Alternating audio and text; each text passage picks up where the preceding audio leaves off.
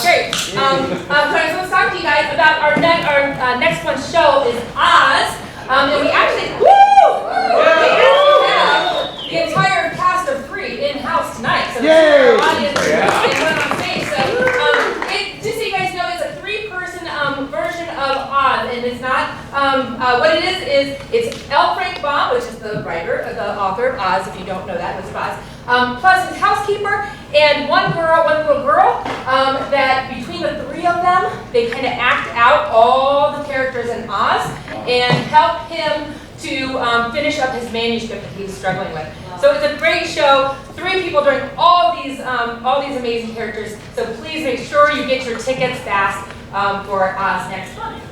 So just say that. All right. Now on to our show. Good den to you all. We welcome you here for an eve of theater and friends with good cheer. If you enjoy your time here today, find parchment and quill to give us your say. I hear some contraption made since Will's death, communication at speeds that would take one's breath. Find our website online. Could that be right? Or like us on Facebook at Enter Stage Right. All these details in your playbill you'll find, as well as our patrons that have been so kind. We ask one more thing, ere we take our start. Please silence contraptions while we share our art. As you do that, if you did not know, we strive to keep our prices low. If you see our worth and can spare another ducat, on your way out, find our bell and our bucket.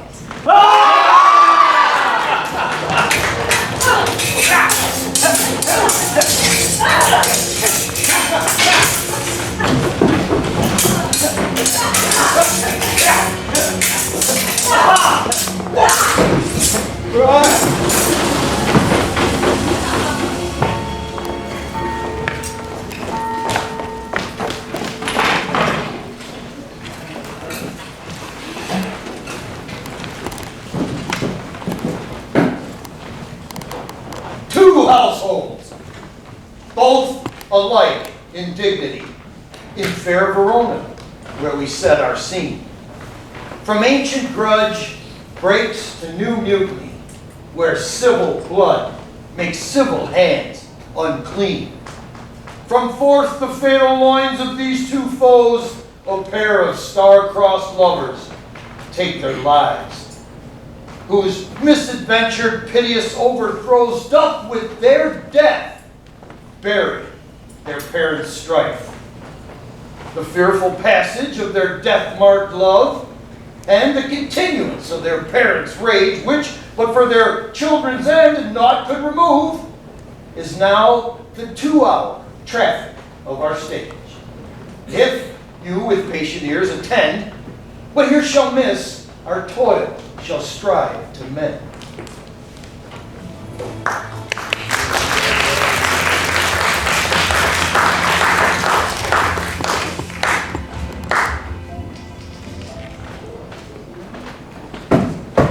I strike quickly, being moved.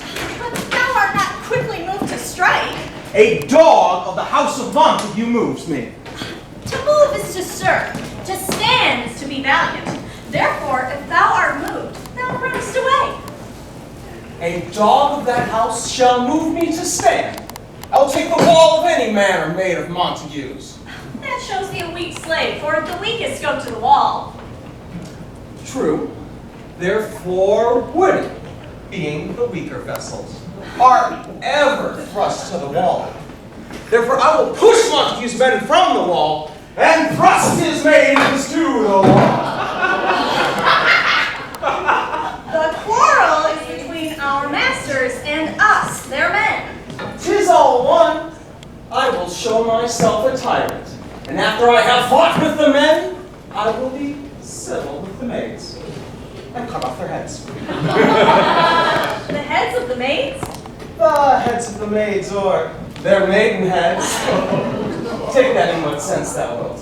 They must take it since they feel it. Oh, me they shall feel while I am able to stand. And 'tis known I am a pretty piece of flesh. 'Tis well thou art not fish. If thou hadst been, thou would have been poor John.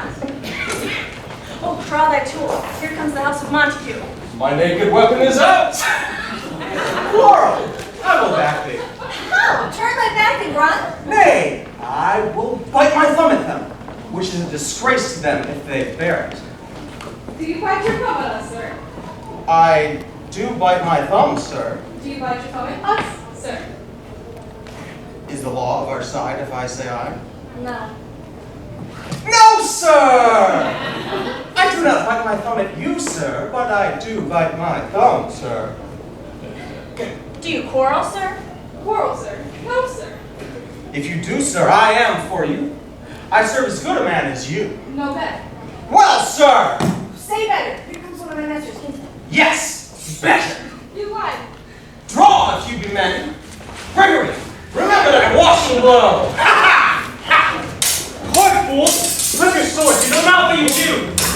We're not so drawn among these murderous lines. Turn thee, Benvolio, look upon thy death. I do keep the peace. Flip that sword, mention for these men. What's wrong talking peace? I hate your word as I hate hell. All minds accuse of me. Have at thee, coward. What noise is this? Give me my long sword, ho! My sword, I say, old Montague is coming first to slay the Trajedie! Thou villain! My blood! Hold me not! Let me go! Now turn up your foot and seek a foe. Rebellious subjects, enemies to peace, profaners of this neighbor-stained steel, on pain of torture from those bloody hands, throw your mistempered weapons to the ground, and hear the sentence of your moved prince. 3 little boiled bread of an airy word by thee, old Capulet, and Montague, have thrice disturbed the quiet of our streets. Cancred with peace to torture cancred hate. If ever you disturb our streets again, your lives shall pay the forfeit of the peace. For this time, all the rest depart away. You, Capulet, shall go along with me, and Montague come you this afternoon. Once more, on pain of death, all men depart. Who set this ancient quarrel on you, George? Speak, nephew. Were you by when it began? Here were the servants of your adversaries. In yours from fight, here I did approach. I drew apart them, and in the instant came the fiery trouble for sword repair. Where is Romeo? Saw you in today. Right glad I am he was not at this fray. Madam, so eerily walking did I see your son. Towards him I made. He was ware of me and sold to the court of the wood. Away from light stood home my heavy son, and private in his chamber pins himself. He shuts out the windows, not spare daylight out, making himself an artificial night. Black and portentous must the seamer prove, unless good counsel in the cause remove. My noble uncle, do you know the cause? Neither know of it, nor can I learn of them. Had you an opportunity by any means? If we could but learn from whence his sorrows come, we would as surely give cure as not. See where he comes. So please you step aside. Well, know his grievance or be much to Come, Madam, that's away. Good morrow, cousin. Is the day so young? But news from none. I mean, sad, I will seem long. Was that my father that went hence so fast? It was.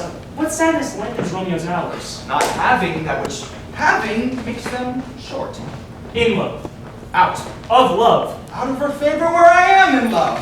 Alas, that love, so gentle in its view, should be so rough and tyrannous in proof. Where shall we dine? Oh, me! What fray was here? Yet, tell me not, for I have heard it all. Here's much to do with hate, but more to do with love. Why then, oh brawling love, oh loving hate, oh anything of nothing first create. Does that not laugh? No, cuz I rather weep. Good-hearted what? At thy good heart's oppression. Why, such is love's transgression. Love is a smoke, made with the fume of sighs being purged, a fire sparkling in lover's eyes, being vexed, see nursed with loving tears. What is else? A madness most discreet, a choking gall, and a preserving sweet. Farewell, cuz. Soft I will go along. Oh, if you leave me so, you do me wrong. Tut, I have lost myself. I am not here. This is not Romeo. He's some other where. Tell me in sadness, who is it that you love? What shall I groan and tell thee? Grown? Why, no. But sadly, tell me who. In sadness, cousin, I do love a woman! I aimed so near when I supposed you loved. Ah, right, good marksman, and she's fair on love. Then she hath sworn that she will still live chaste. She hath, and in that sparing make huge waste. She hath forsworn to love, and in that vow do I live dead that live to tell it now. Be ruled by me. Forget to think of her. Oh, teach me how I should forget to think. By giving liberty unto thine eyes. Examine other beauties. He who is stricken by him cannot soon forget the precious treasure of his life sight lost. Farewell, cuz, thou cannot teach me to forget. By pay that doctrine, or else die in debt.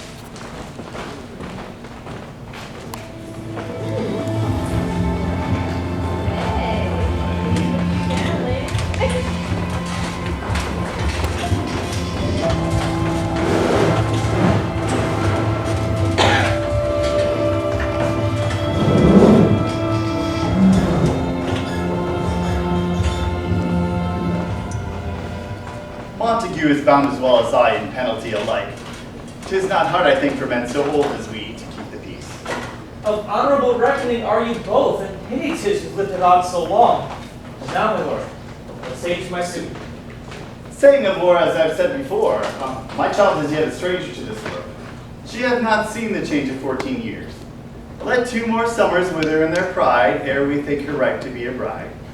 Younger than she, our happy mother's maid. And too soon marred, or though so early made. The earth has swallowed all my hopes but she. She is the hopeful lady of my earth.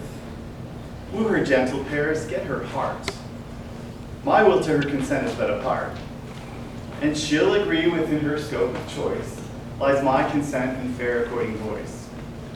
Tonight I throw an old accustomed feast, where I have invited many a guest, such as I love, and you among the store. One more most welcome makes my number more. Come go with me. Go, Sirrah, trudge about, fair Verona, and seek those persons out, whose names are written there, and to them say, my house welcome, on their pleasure stay.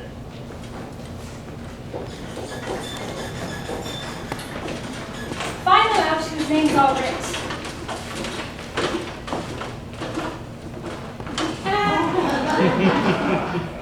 Here it is written that the shoemaker should meddle with his yard, and the tailor with his last, the fisher with his pencil, and the painter with his nets. I'm to find those names that are writ, and can never find the names that the person hath here writ. I must to the learned in good time. Man, one's fire burns out another's burning. One's pain is lessened by another's anguish. Take thee some new infection to the eye, and the rank poison the old will die. Oh, your plantain leaf is excellent for that. For what, I pray thee? Oh, for your broken shin! Oh! Why, Romeo, art thou mad? Not mad, but bound, more than a madman is. Shut up in prison, whipped and tormented, kept without my food and... Good evening, good fellow. God be Godin. I pray, sir, can you read?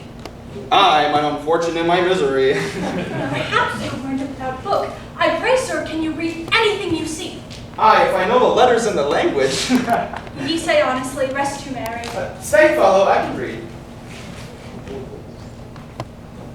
Signor Martino and his wife and daughter, Count Anselmi and his beauteous sisters, the lady widow of Etruvio, Signor Placentio and his lovely nieces, Mercutio and her brother Valentine, mine uncle Capulet and his wife and daughter, my fair niece Rosaline, Livia, Signor Valentino, his cousin Tybalt, Lucio and the lovely Helena, a fair assembly whither they should come. Up Well, okay, whither to supper? to our house. Whose house? My master's. Indeed, I should have asked you that before. Now, I'll tell you without asking. My master is the great rich Capulet, and if you be not of the house of Montagues, I pray you come and crush a cup of wine. Rest you merry.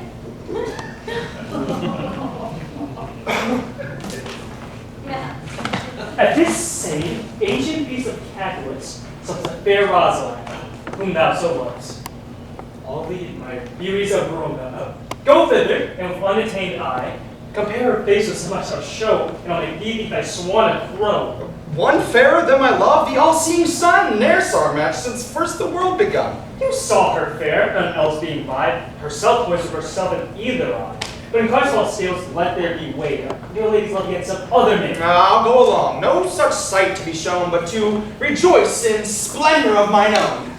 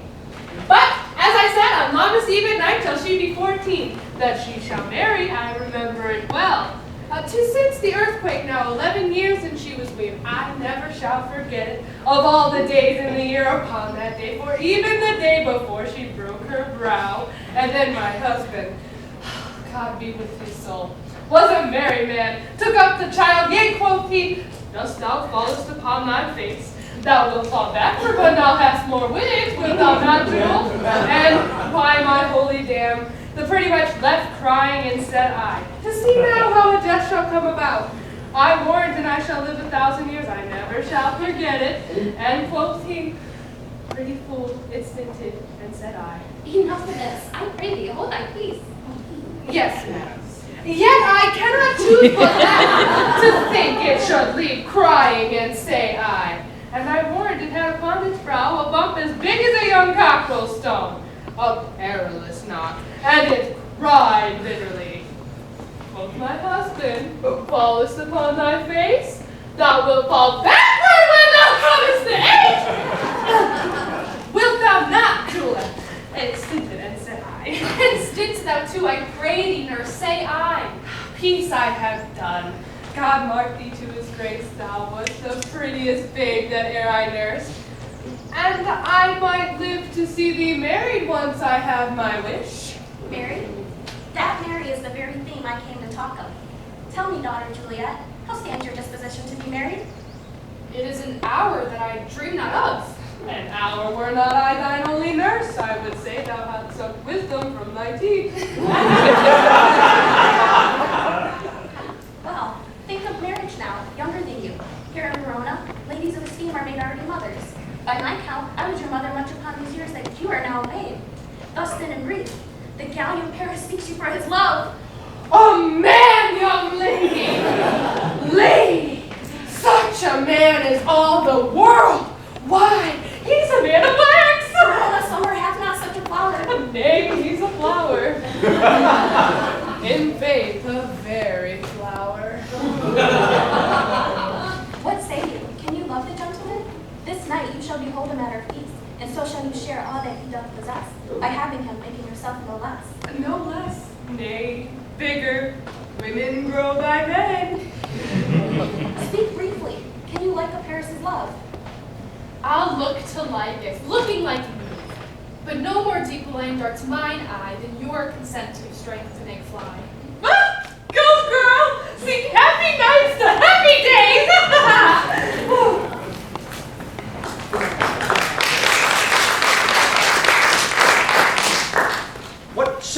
speech bespoke of our excuses, or shall we on without apology? Let them measure by what they will. We'll measure them a measure and be gone. Give me the light. I am not for this ambling. Being but heavy, I will bear the light. Nay, gentle Romeo, we must have you dance. Not I. Believe me, you have dancing shoes with nimble soles. I have a soul of lead, so stakes me to the ground I cannot move. You are a lover. Borrow Cupid's wings and soar with them above a common bound. I am too sore and pierced for this shaft to soar with light wings and to bound. I cannot bound a pitch above dull low under love's heavy burden do I sink. And to sink in it should you burden love. Too great a pressure for a tender thing. Is love a tender thing?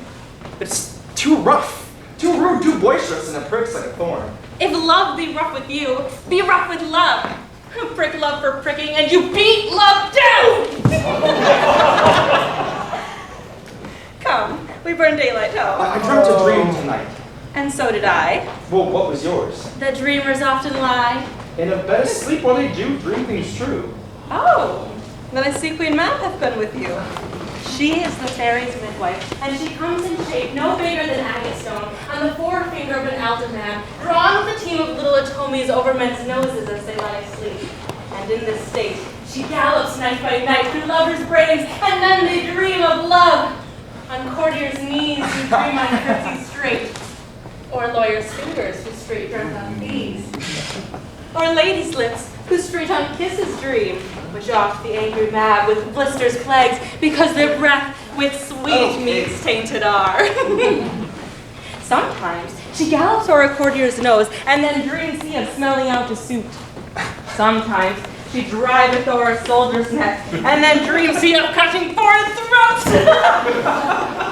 Of breeches and vast no Spanish blades, of health's 5 fathom deep, and then anon drums in his ears, at which he starts and wakes, and being just frightened swears a prayer or two and sleeps again.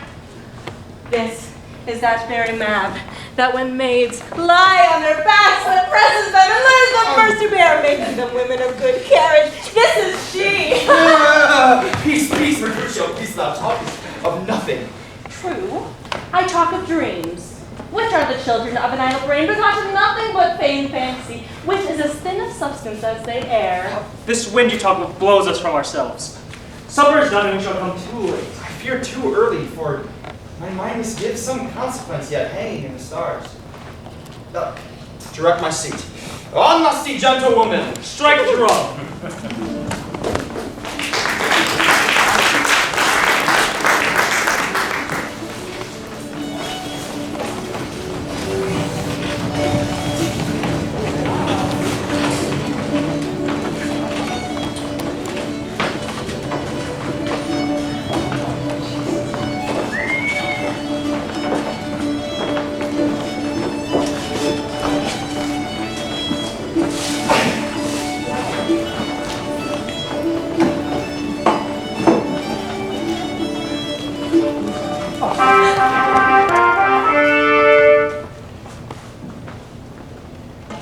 Welcome, gentlemen. Ladies whose toes are unplagued with corn shall walk about with you. Come, musicians, play. Nay, sit, my good and noble prince. For you and I are past our dancing days.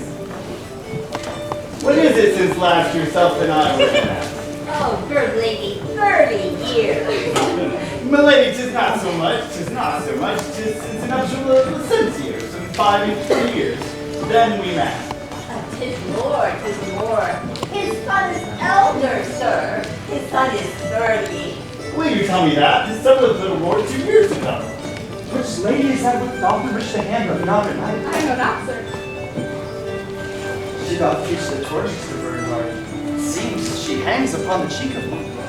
Did my heart love till now forswear its sight, for I ne'er saw true beauty to this night. By his voice, this is a Montague. Fetch me her, Richard. What dares the slave come hither covered in an antique face, to sleer and scorn her solemnity? By the stock and honor of my kin, to strike him dead, I hold not a sin. Now, kinsman, wherefore storm you so? Uncle, 'tis a Montague, foe, villain, come hither here in spite, to scorn our solemnity this night. Young Romeo. 'Tis he, that villain Romeo. Contempt thee, gentle cause. let him no mind. Bears him like a portly gentleman. To say truth, Verona brags him to be a virtuous, fair, and governed youth. Be patient, take no notice. 'Tis my will that thou accept. It fits with such a villain as a guest. I'll not endure it. He shall be endured. What goodman boy he shall. Go to. Am I the master here or you? Go to. I will withdraw, this intrusion shall, sweeping sweet, convert to bitter gall.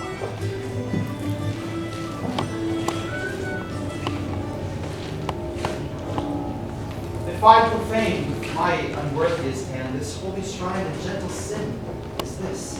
My lips too, blushing pilgrims, did ready stand to smooth that rough touch with a tender kiss. Good pilgrim, you do wrong your hand too much, which mannerly devotion shows in us. For saints have hands that pilgrims' hands do touch, and palm to palm is holy palmer's kiss. That's not saints' lips and holy palmers too. I, pilgrim, lips that they must use in prayer. Then dear saint, let lips do what hands do, they pray. Grant thou less Saints do not move, though grant for prayer's sake. Then move not when my prayers affect thy taste. Thus by my lips, by thine, my sin is purged. Then have my lips the sin that yours have took. Sin from my lips. Oh, trespass, sweet the urge, giving my sin again. You kissed by the book. Now! Nurse! Your mother craves a word with you! What is her mother? Mary Bachelor! Her mother is the lady of the house, and a good lady, and a wise, and a virtuous. I nursed her daughters and you talked withal. Is she a Capulet? Oh dear, come, my life is my foe's debt. Obey me, upon the sport is at thy best. So I fear the more is my unrest. Oh, come hither, nurse. What is yon gentleman? The son and heir of old Tiberio. No, what's he that follows out of door? Mary, I think that be the young Petruchio. No, what's he that follows that would not dance? I know not. Go ask his name. Oh, if he be married, my grave is to be like my wedded bed.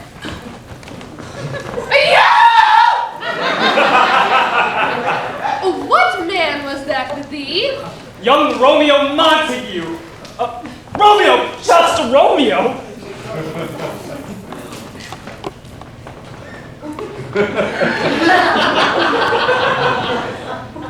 His name is Romeo, and a Montague, the only son of your great enemy. My only love, sprung from my only hate. Too early seen, unknown, and known too late. Oh, prodigious birth of love is to me that I must love a loved enemy. What's this? What's this? A rhyme I learn even now, of one I danced withal. Anon, come, let's away, the strangers all are gone.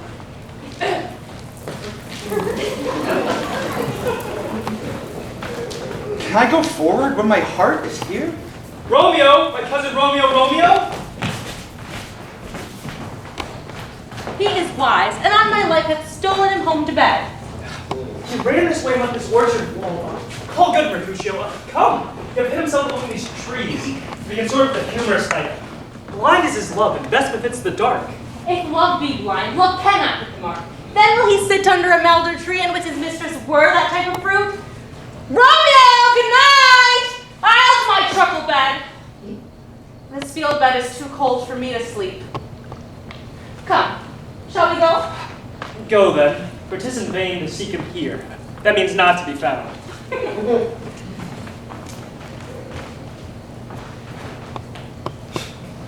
He jests at scars that never felt a wound. Soft, what light your yonder window breaks? It is the east, and Juliet is the sun. Oh, arise, fair sun, and kill the envious moon, who is already sick and pale with grief that thou art her maid, are far more fair than she. Be not her maid, since she is envious. It is my lady, or it is my love, all that she knew she were. She speaks, yet she says nothing. What of that? Cry discourses, I will answer it. I am too bold. 'Tis not to me she speaks. When she leans her hand upon her cheek, I wear a glove upon that hand that I might touch that cheek. Ay me. She speaks. O Romeo, Romeo, wherefore art thou Romeo? Deny thy father, refuse thy name. Or if thou wilt not, be but sworn my love, and I'll no longer be a Capulet. Shall I hear more, or shall I speak of this? 'Tis but thy name that is thy enemy. Thou art thyself, thou not a Montague. What's Montague? It is nor hand or foot or arm or face or beast and other name belonging to a man. What's in a name? That which we call a rose by any other would smell as sweet.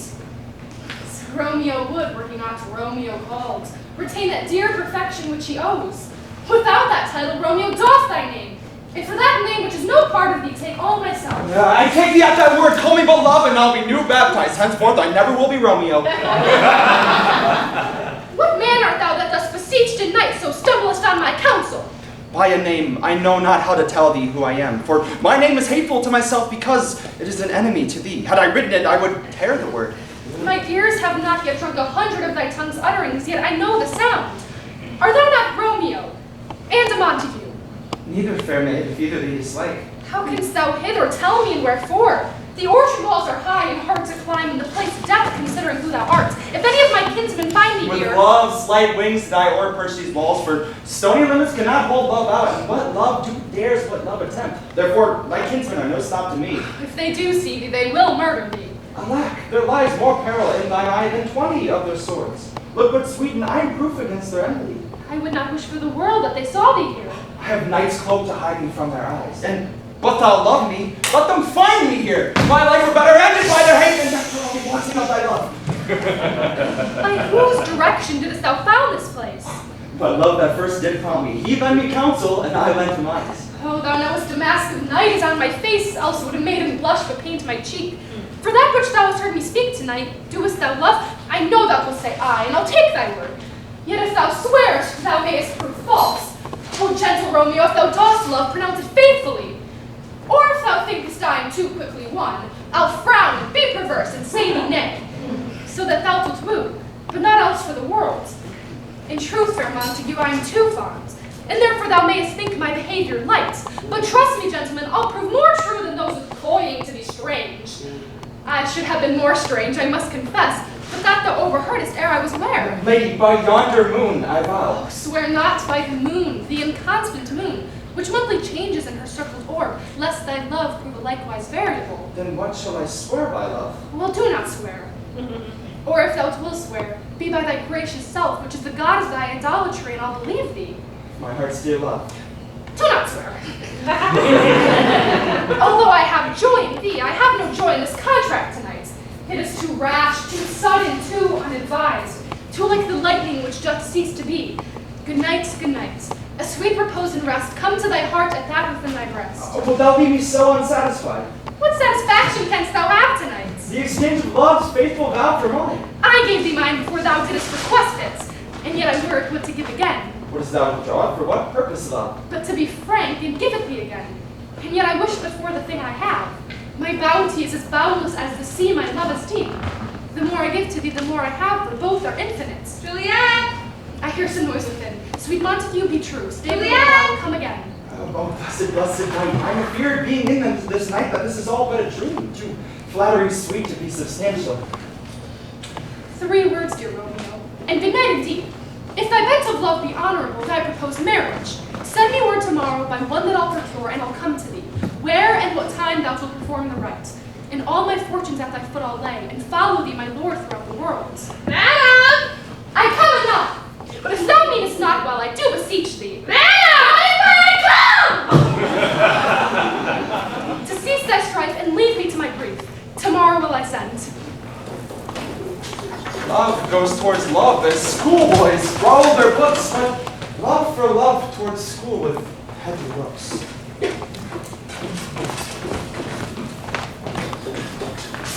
Romeo! It's my soul that calls upon my name. 1 o'clock tomorrow shall I send to thee. By the hour of 9. I will not fail. 'Tis 20 years till then. I have forgot why I did call thee back. Let me stay till thou remember it. Then I shall forget, to have thee still stand there remembering how I loved thy company. And I'll still stay to still have thee forgetting any other home but this. 'Tis almost morning. I would have thee gone, and yet no further than a wanton's bird that loveth hop a little from his hands. I would I were thy bird. Sweet, so would I. Yet I should kill thee with such cherishing. Good night, good night. Parting me such sweet sorrow, that I shall say good night, till it be morrow.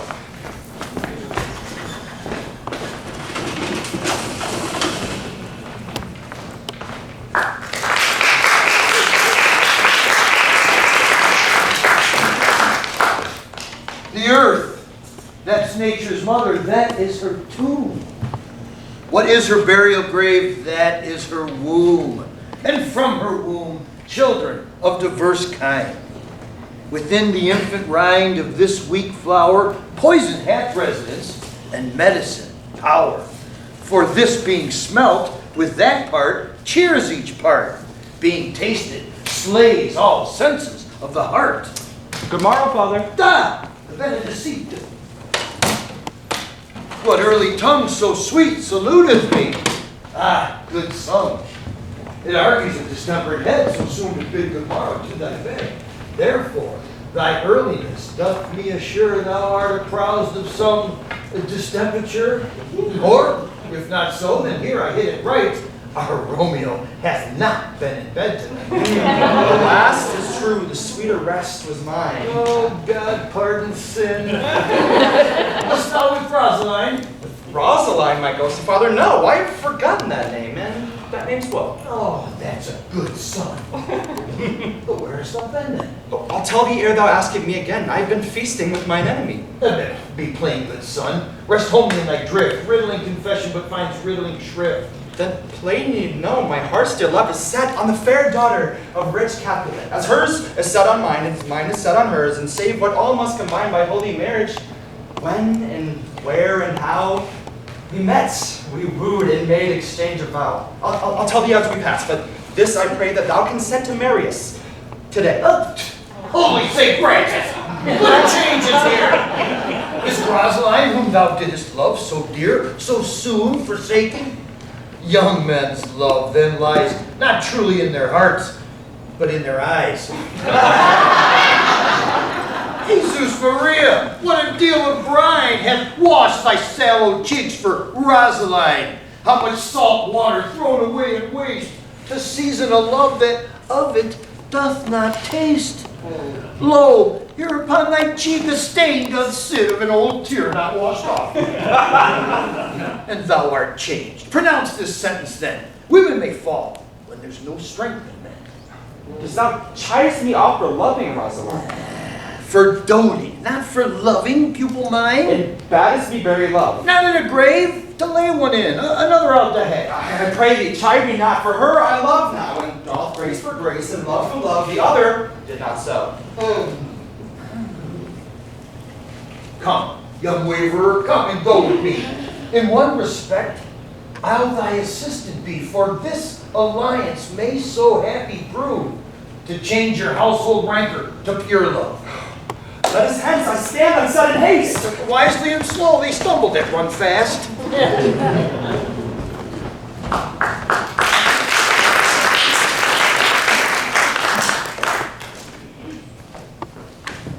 Where the devil should this Romeo be? Came he not home tonight? Not to his father's, I spoke with his man. Ah, that same pale, hard-hearted wench that Rosaline torments him so, and he'll sure run mad. Tybalt, the kinsman old Capulet, hath sent a letter to his father's house. Challenge on my life. Romeo will answer it. Any man that can write may answer a letter. Nay, he will answer the letter's master, how he dares, being dared. Alas, poor Romeo is already dead. Stabbed with the white wench's black eye, run through the ear with a love song, the very prime of his heart. Left with a blind old boy's butt shaft. And is he a man to encounter Tybalt? Why, what is Tybalt? More than prince of cats. Oh, he's the courageous captain of compliments. He fights you as you say tricks on. Keeps time, distance, proportion. Here is his minimum. 1, 2, and the third in your bosom. The very butcher of a self-button. A duelist. Ah, the immortal passado, the punto reverso, the hay. The what? The pox of such antique lisping, affecting fantasies. Ah, these new tuners of accent. Jesu, a very good blade, a very short man, a very good whore. Oh, here comes Romeo, here comes Romeo. Without his roe, like a dried herring. Oh, fresh French slop, you gave us the counterfeit fairly last night. Good morrow to you both. What counterfeit did I give you? The slip, sir. The slip, can you not conceive? Pardon, Mercutio. My business was great. In such a case as mine, a man may stray courtesy. That's as much to say. Such a case as yours constrains a man to bow in the hand. Oh, meaning to curtsy. Thou hast most kindly pitted. Nay, if our wit from the wild goose chase, I'm done. For I'm sure thou hast more of the wild goose in one of thy wits than I have in my whole 5. Was I with you there for the goose? Thou was never with me for anything, and thou was never with me for the goose. I will bite thee by the ear for that jest. Nay, good goose, bite not. Why, is not this better now than groaning for love? Now art thou social, now art thou Romeo, now art up and down to hide his babble in the hall. Oh, stop there! Thou desirest me to stop my tail against the hair? No, what else had made thy tail large? What? Thou art deceived. I would have made it short, or I was come to the whole depth of my tail, and meant indeed to occupy the argument no longer. Oh, here's a goodly gear, a sail, a sail. Two, a shirt and a smock. Peter. And on? My fans, Peter. Good Peter, to hide her face for her fans, the fairer face.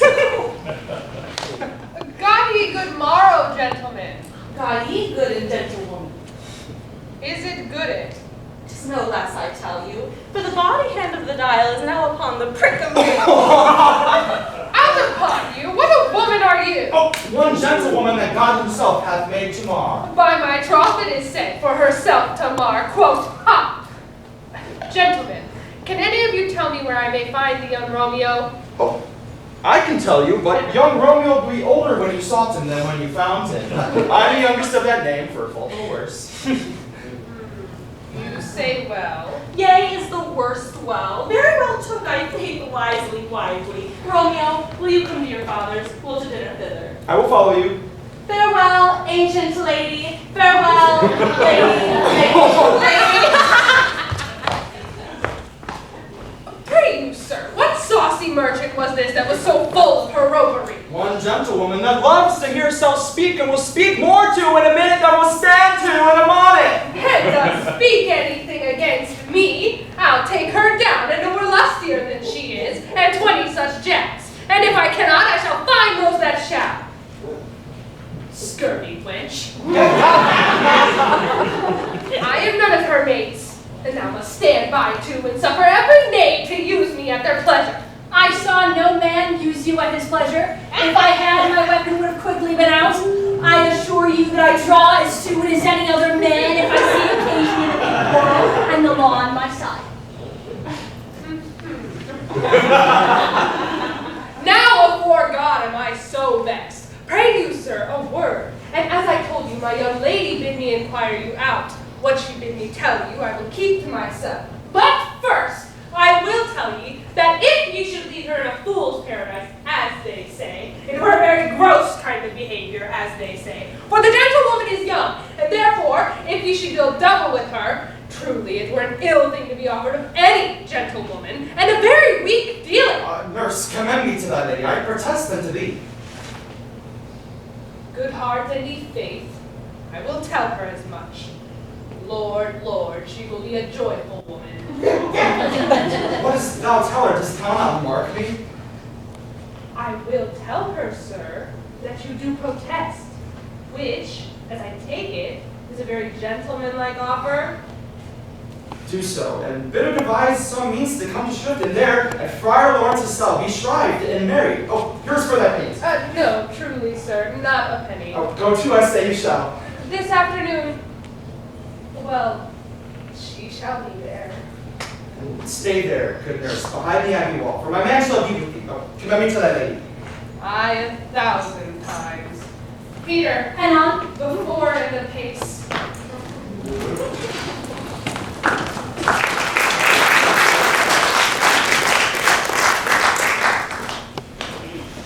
Clock struck 9 when I did send my nurse. In half an hour she promised to return.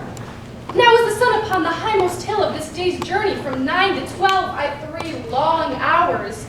Yet she has not come. Had she affections and warm, youthful blood, she would be as swift as motion and ball. My words would bandy her to my sweet love, and his to me, but old folks, many sane as they were dead, unwieldy, flowy, heavy, and pale as lead. Oh God, oh, here she comes. Now, nurse, what news? Hast thou met with him? Send my man away. Peter, stay at the gate. Now, nurse, what news? Oh, Lord, why thou lookest so sad?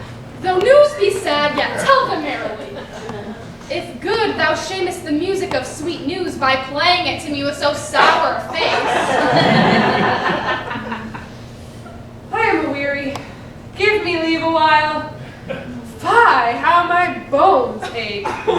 What a jaunt have I had. Oh, I would thou hadst my bones and I thy news. Nay, come, I pray thee, good nurse, speak. Hey, Sue, what haste? Can you not stay a while?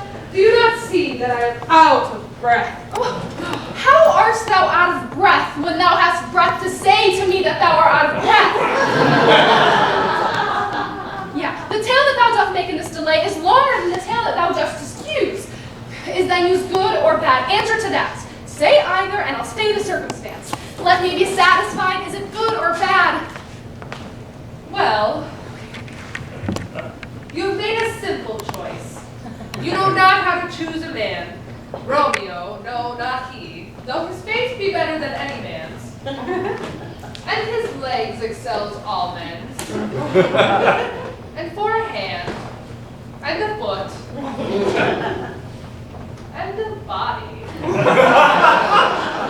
Though they be not to be talked on, yet they are past compare. He is not the flower of courtesy, but I'll warrant him as gentle a lamb. Go thy ways, wench, serve God. What have ye dined at home? No, but all this did I know before. What says he of our marriage? What of that? Lord, how my head aches! What a head have I! It beats as it would fall in 20 pieces. My back. Oh, t'other side. Oh, my back. My back. Be true your heart for sending me about to catch my death with jaunting up and down. Ay, faith, I am sorry that thou art so well. Sweet nurse. Tell me, what says my love? Your love says, like an honest gentleman, and a courteous, and a kind, and I warrant a virtuous. Where is your mother? Where is my mother? Why, she is within sight. Where should she be? How oddly thou repliest. Your love says like an honest gentleman, where is your mother? Oh, gods, lady dear, are you so hot? Mary, come up, I trow. Is this the poultice for my aching bones? Henceforward, do your messages yourself. Here's such a coil. Come, what says Romeo?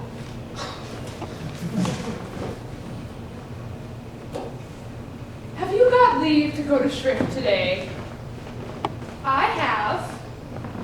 Then hie you hence to Friar Lawrence' cell. There stays a husband to make you a wife. Now comes the wanton blood up in her cheeks. They'll be in scarlet straight at any news. Hie you to church. I must another way, to fetch a ladder by the which your love must climb a bird's nest soon when it is dark. I am the drudge and toil in your delight, but you shall bear the burthen soon at night. Go aisle to dinner, hie you to the cell. Oh, high the high fortune, honest nurse.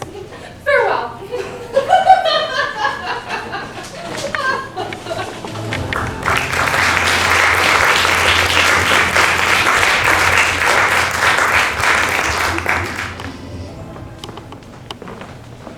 So smile the heavens upon this holy act, that after hours with sorrow chide us not. Amen, amen. But come what sorrow can that cannot countervail the exchange of joy that one short moment gives me in her sight. And but thou close our hands with holy words, and let love devouring death do what he may. It is enough. I may but call her 9. These violent delights have violent endings, and in their triumph die like fire and powder, which, as they kiss, consume. Therefore, love moderately. Long love doth so. Too swift arrives as tardy as too slow. Ah, here comes thy love. Oh, so light of foot, we'll ne'er wear out the everlasting flint. Oh, good evening to my ghostly confessor.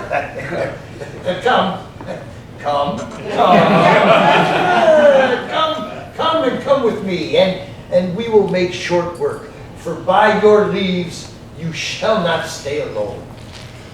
Until Holy Church incorporate 2 into 1.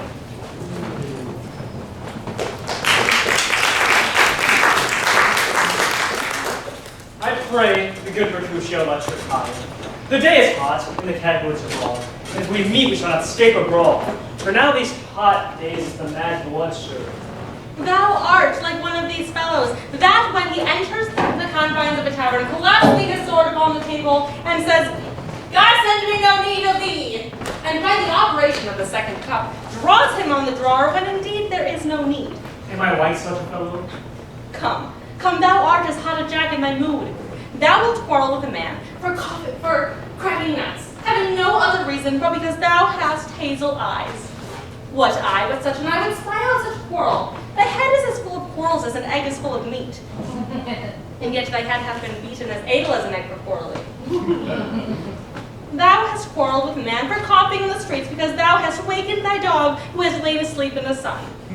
Didst thou not fall out with a tailor for wearing his new doublet before Easter, with another for tying his new shoes with old ribbon, and yet thou wilt tutor me from quarreling?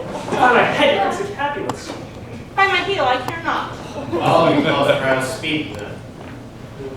Good gentlemen, a word with one of you. And but one word with one of us? Couple it with something. Make it a word and a blow. You shall find me happy enough for that, and thou shalt give me occasion. Could you not take occasion without giving? Mercutio, dost thou consort with Romeo? Consort? What? Dost thou make us minstrels, and thou make minstrels of us? Look to hear nothing but discords. Here's my fiddlestick. Here's that shall make you dance. Come, consort. We talk here in the haunted men. Either withdraw to some private place or reason coldly of your grievances, or else depart. Here all eyes gaze on us. Men's eyes were meant to gaze, and let them look. I will not budge for no man's pleasure eye. Well, peace with you, sir. Here comes my man. How became, sir, if you wear your livery? Mary, go before to field. He'll be your follower. Your worship in that sense may call him man.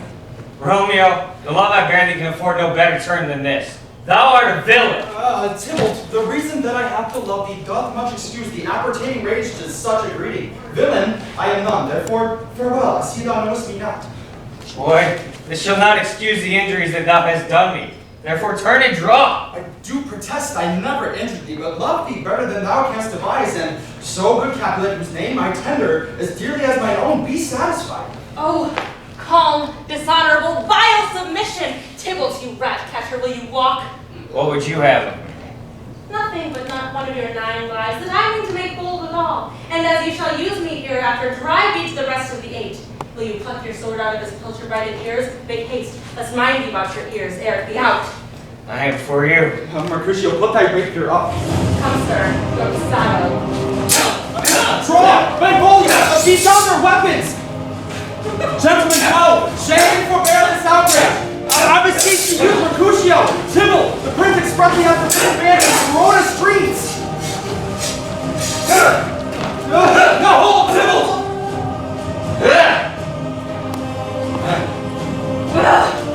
Good Mercutio!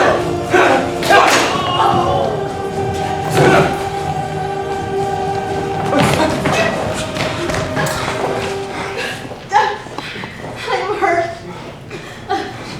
A plague of both your houses. I am spent as he gone and have nothing. What art thou hurt? A scratch. Mary, 'tis enough. Where is my page? Go, villain, fetch a surgeon. Courage, man, the hurt cannot be much. No, 'tis not so deep as a well, nor so wide as a church door. But 'tis enough. 'twill serve.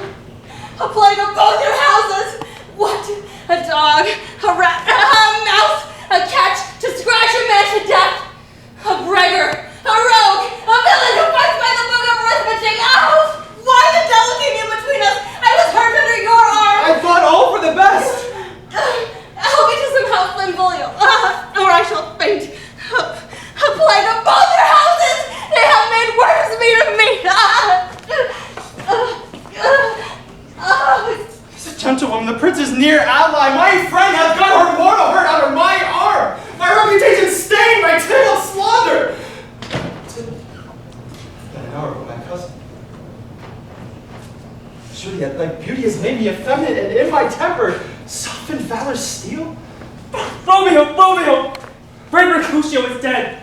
That gallant spirit hath aspired the clouds, which too untimely did here score the earth. This day's black fate on Mo days doth depend. The woe others must end. Here comes the fierce Tybalt back again. Oh, he gone in time for Mercutio slain. Now, Tybalt, take the villain back again that latest thou gavest me. For Mercutio's soul is a little way above our heads. Stay for this and keep him company, or thou or I or both must go with thee.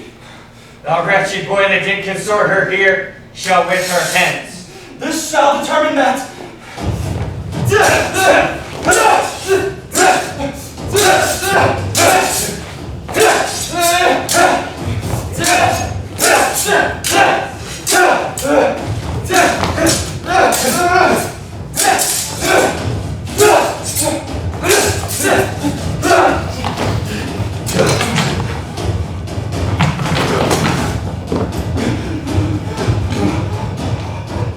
Romeo, oh, be gone! The citizens are up and Tybalt slain! Stand not amazed, the prince will doom thee death if thou art taken! I am fortune's fool! Why dost thou stay? Which way ran he that killed Mercutio? Tybalt, that murderer. Which way ran he? Paralyze that. Up, sir. Go with me. I charge thee in the prince's own name. Obey.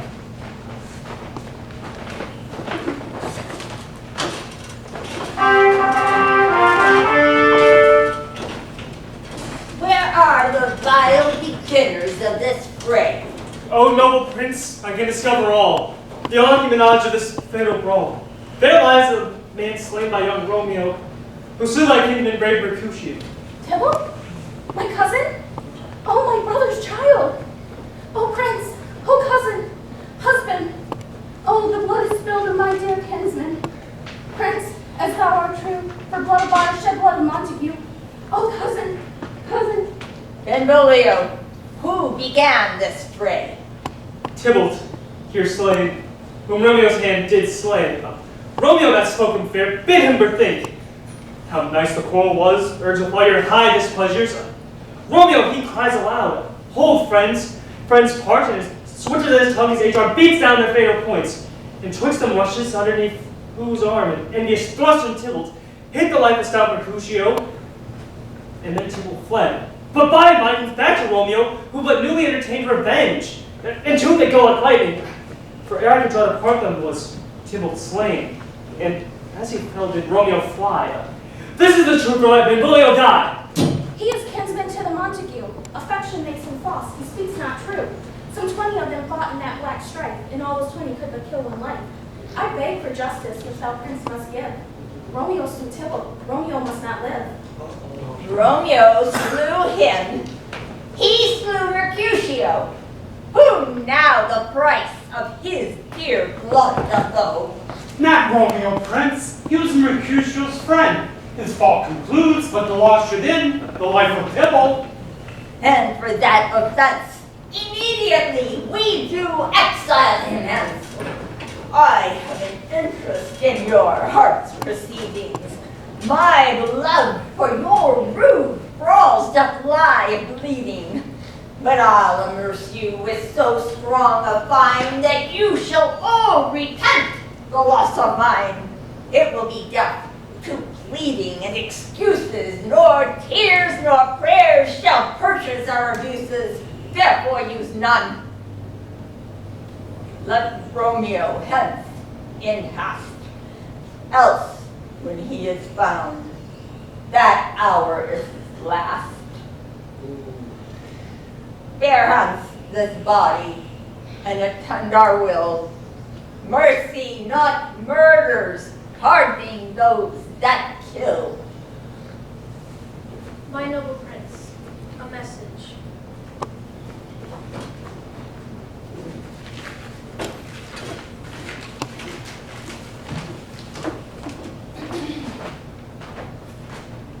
Dear visitors to Verona, a break is in need.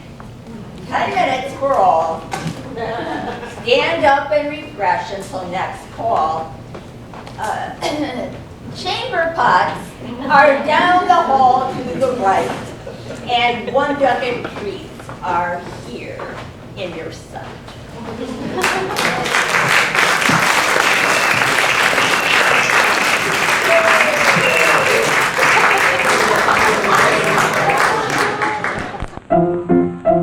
Let's all go to the lobby. Let's all go to the lobby. Let's all go to the lobby to get ourselves a treat. Delicious things to eat. The popcorn can't be beat. The sparkling drinks are just dandy. The chocolate bars and the candy. So let's all go to the lobby to get ourselves a treat. Let's all go to the lobby to get ourselves a treat.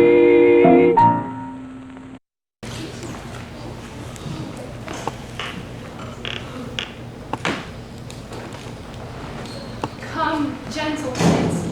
Come, loving black-browed knight, give me my Romeo. And when we shall die, take him out and cut him out in little stars. And he shall make the face of heaven so fine that all the world will be in love with the knight and pay no worship to the garish sun. Oh, I have bought the mansion of love, but not yet possessed it. And although I am sold, not yet enjoyed, so tedious is this day as in the night before a festival to a child who hath new robes and yet may not wear them. Oh, here comes my nurse, and she brings news, and every tongue that speaks but Romeo's name speaks heavenly eloquence. Now, nurse, what news? Why dost thou wring thy hands? Oh, well, lady, he's dead. He's dead. We are undone, lady. We are undone. The lack today, he's gone, he's killed, he's dead. Can heaven be so envious? Romeo can, though heaven cannot. Oh, Romeo, Romeo, who would have ever thought it, Romeo?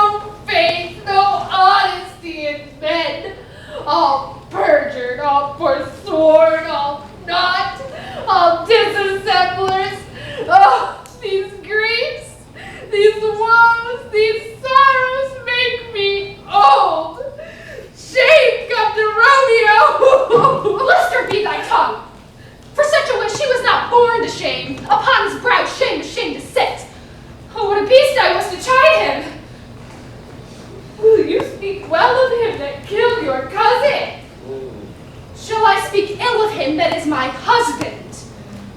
Ah, poor my lord, what tongue shall sue thy name when I, thy 3 hours wife, have mangled it? Oh, but wherefore, villain, didst thou kill my cousin? The villain cousin would have killed my husband. Back, foolish tears, back to your native spring. My husband lives, that Tybalt would have slain, and Tybalt dead that would have slain my husband. Oh, this is comfort, wherefore weep I then? Oh, Tybalt is dead, and Romeo is banished. That banished, that one word banished, should have slain 10,000 Tybalts. Tybalt's death was woe in though it had ended there. There is no end, no limits, no measure bound. In what word's death no worse can that woe sound? Oh, where is my mother and my father, nurse? Weeping and wailing over Tybalt's corse. Will you go to them? I'll bring you thither. Wash they his wounds with tears. Mine shall be spent when theirs are dry for Romeo's banishment. But I am maid, I maiden widowed. Come, nurse, I'll to my wedded bed, and death not Romeo take my maidenhead.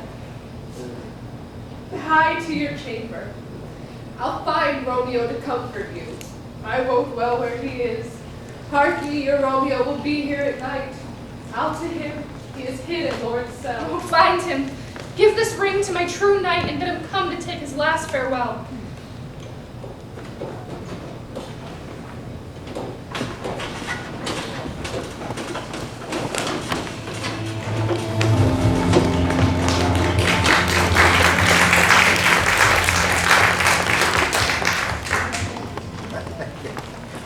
Romeo, come forth, thou fearful man. Affliction is enamored of thy parts, and thou art wed to calamity. Father, what news? What is the prince's doom? What sorrow craves acquaintance at my hand that I yet know not? Too familiar is my dear son with such sour company. I bring you tidings of the prince's doom. But less than doomsday is the prince's doom. A gentler judgment had vanished from his lips. Not body's death, body's banishment. Banishment. Be merciful. Say death, for exile hath more terror in his lip, much more than death. Do not say banishment. Here from Verona art thou banished. Be patient, for the world is broad and wide. There is no world without Verona walls, but purgatory, torture, hell itself. Therefore, banished is death restored, calling death banished. Thou cuttest off my head with a golden axe and smilest upon a stroke that murders me. Oh, deadly sin, oh rude unthankfulness. Thy fault our law calls death. The kind prince taking thy part hath brushed aside the law and turned that black word death to banishment. This is dear mercy, and thou seest it not. 'Tis torture and not mercy. Heaven is here, where Juliet lives, and every cat and dog and little mouse, every unworthy thing may look on her, but Romeo may not. More validity, more honorable state, more courtship lives in carrion flies than dear Romeo. Flies may do this, but I from this must fly. And thou sayest yet that exile is not death. Hast thou no poison mix, no sharp ground knife, no sudden mean of death, but banish them to kill me. Banish them! Fire. The damned use that word in hell. Howlings attended. Hadst thou have the heart, being a divine ghostly confessor, a sin absolver, and my friend professed to mangle me with the word banishment. Then, fond madman, hear me speak. Oh, thou wilt speak again banishment. I will give you armor to keep off that word. Adversary, sweet milk, philosophy to comfort, though thou art banished. Banished? And of philosophy, unless philosophy can make a Juliet, desplant a town reverse, a prince's doom, it helps not, it prevails not, talk no more. Oh, then I see madmen have no ears. Why should they when wise men have no eyes? Oh, let me despair with thee of thy estate. Thou cannot speak that ye doth not feel. For thou, as young as my love Juliet, an hour but married, doting like me and like me banished, then mightst thou speak, then mightst thou tear thy hair, then mightst thou fall to the ground, as I do now, taking the measure of an unmarked grave. Rise one knocks. Romeo, hide thyself. Not I. Hark, how they knock. Who's there? Romeo, arise. Word to my son. By and by, God's will, what simpleness is that? I come. Who knocks so hard? Whence you come? What is your will? Let me come in, and you shall know my errand. I come from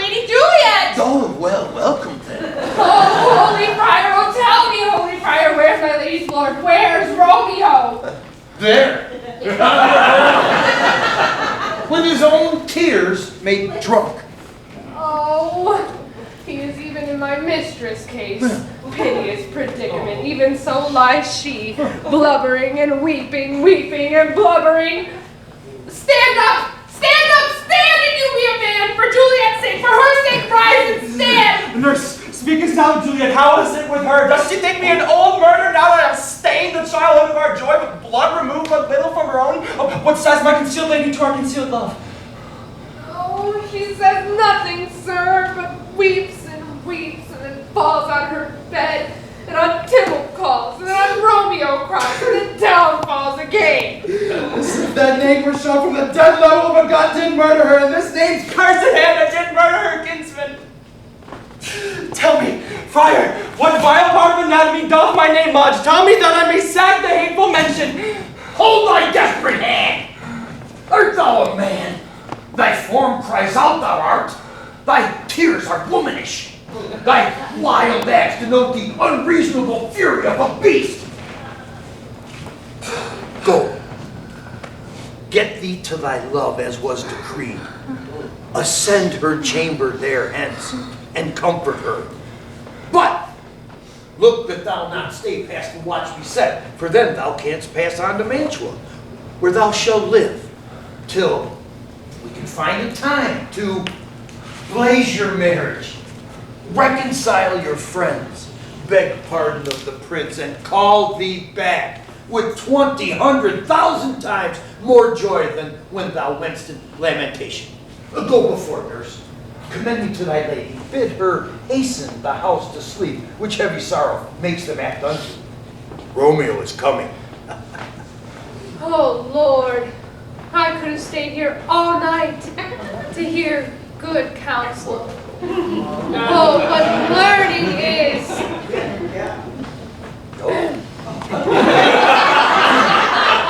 My lord, I will tell my lady you will come. Do so, and bid her devise some means to come to shrift. Here, sir, a ring she bid me give you, sir. Hie you, make haste, for it grows very late. How well my comfort is revived by this.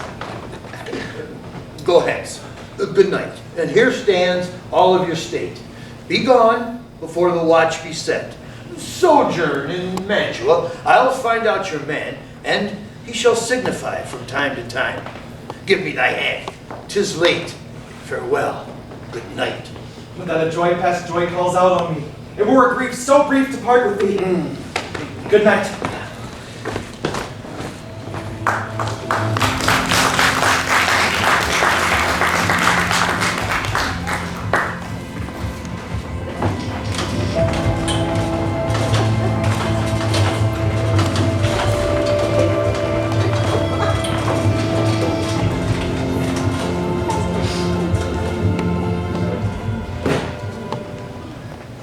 Things have fallen out so unluckily we've had no time to move our daughter.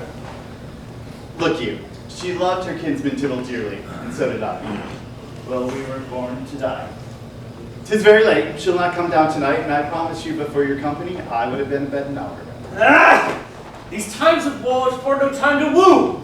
Madam, good night. Commend me to your daughter. I will, and know her mind early tomorrow. Tonight she is mute up to her heaviness. Sir Paris, I will make a desperate tender of my child's love. I think, nay more I doubt it not, she will be ruled in all respects by me. Wife, go you to her ere you go to bed. Acquaint her here with my son Paris's love. Bid her mark you me of Wednesday next. But soft, what day is this? Monday, my lord. Monday. Wednesday's too soon. A Thursday be it, a Thursday tell her. Thursday. Do you like this haste? Will you be ready? We'll make no great ado, a friend or two, but soft with Tybalt being slain so late, it may be thought we held him carelessly. Therefore, we'll have half a dozen friends, and there an end. But what say you to Thursday? My lord, I would that Thursday were tomorrow. We'll get you going then, Thursday. Wife, go you to Juliet, prepare her against this wedding day.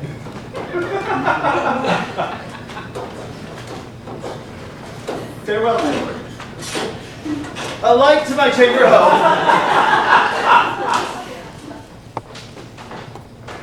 Afore me, 'Tis so late we could call it early by and by. Good night.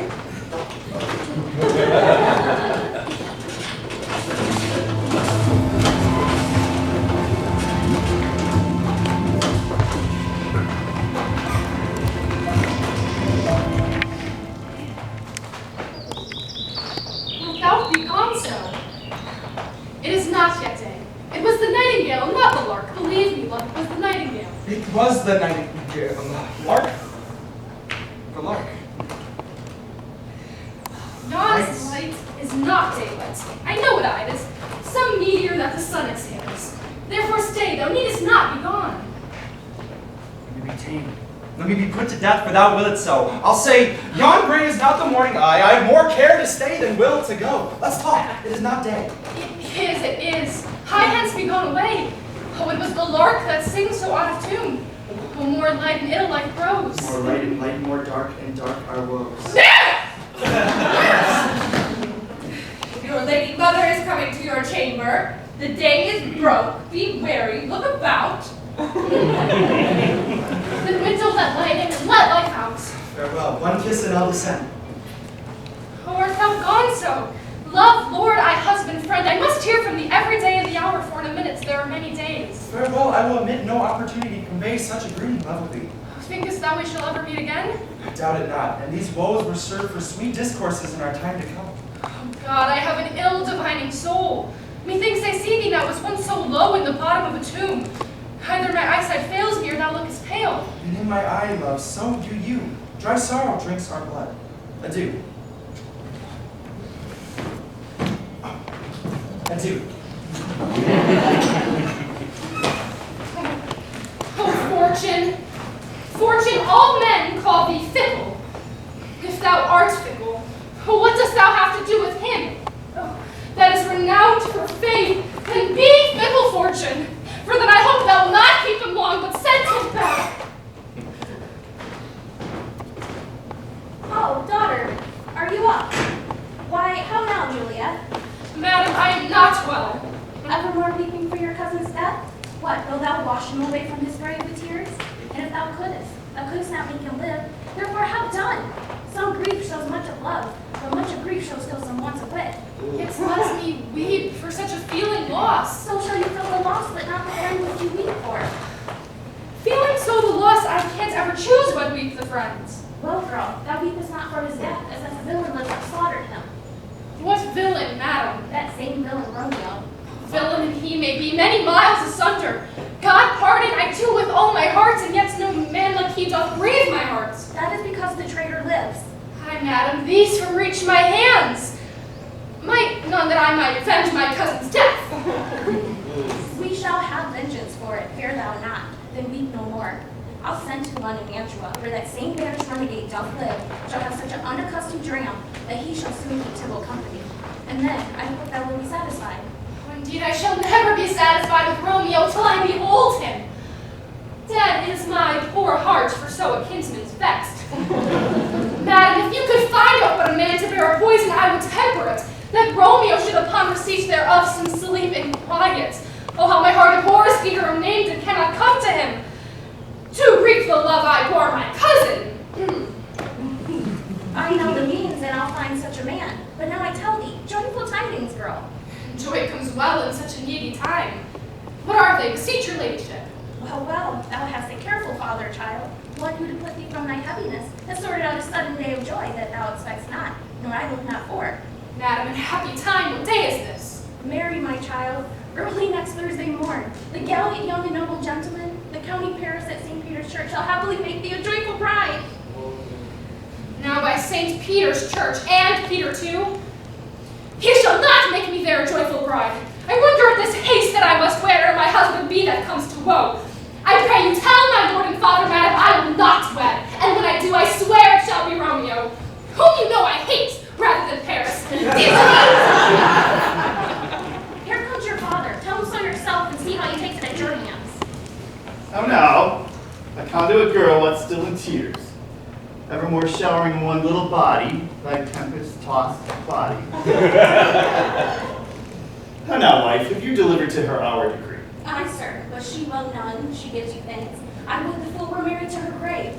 Soft, take me with you, wife, take me with you. How will she not? Does she not give us thanks? Is she not proud? Does she not see her blessed? Unworthy as she is, that we have wrought such a worthy gentleman to be her bridegroom. Well, not proud you have, but thankful you have. Proud can I never be of what I have, but thankful even for hate that is meant love. Pride me no prouds, nor thank me nor thankings. But settle your fine joints against Thursday next with Paris to St. Peter's Church, or I'll drag thee on hurdle hither. Out, you green sickness carried on, you baggage, you tallow face. Fie. What are you, ma'am? Good Father, I beseech you on my knees, hear me so with patience, but to speak a word. Hang me, young baggage, you disobedient wretch. I tell thee what, get thee to church on Thursday next, or ne'er look me in the face again. Silence! Speak not! Reply not! Do not answer me! My fingers itch, wife. We scarce thought us blessed that God had lent us this one only child. I see this as one too much, and that we are cursed in having her. Out on our building. God in heaven bless her. You are to blame, my lord, to rape her so. My good lady Wisdom. Hold your tongue. Smarter with your gossips, go. I speak no treason.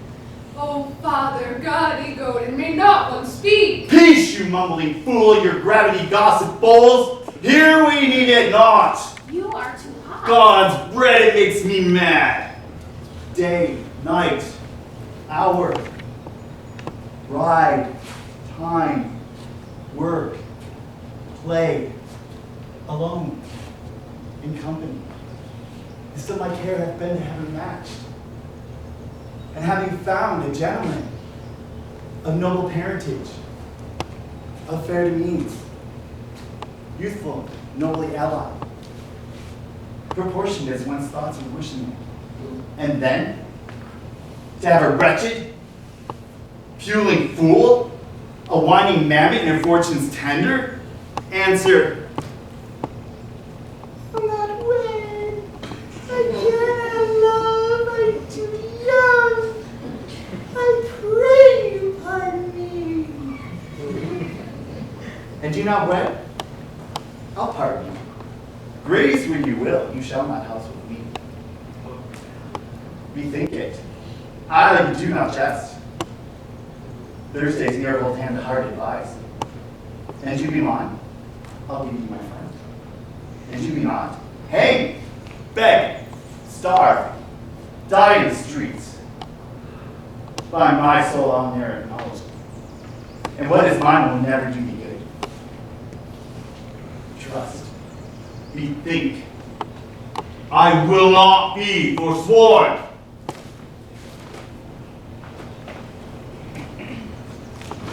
Is there no pity sitting in the clouds that sees into the bottom of my grief? Oh, sweet my mother, cast me not away. Delay this marriage a month, a week. Or if thou dost not, make my brow bed in a dim monument where Tybalt lies. Talk not to me, for I will not hear a word. Do as thou wilt, for I have done with thee.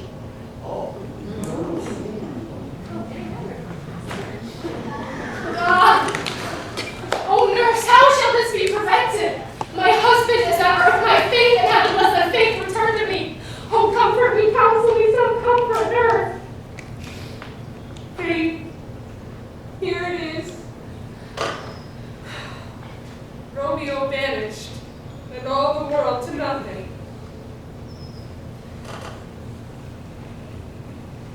I think it best you married with the county. Oh, he is a lovely gentleman. Romeo was a dish clout to him. An eagle, madam, had not so green, so fair, so quick an eye as Paris had. Be true, my merry heart, I think you are happy in this second match, for it excels your first. Or if it did not, your first is dead, or as good as he were, as living here, and you've no use of him. Speakest thou from thy heart? And from my soul too, or else be true that both. Well, thou hast comforted me, touch. Go in and tell my lady I am gone, having displeased my father, to Lord Sell to make confession and to be absolved. Marry I will, and this is wisely done.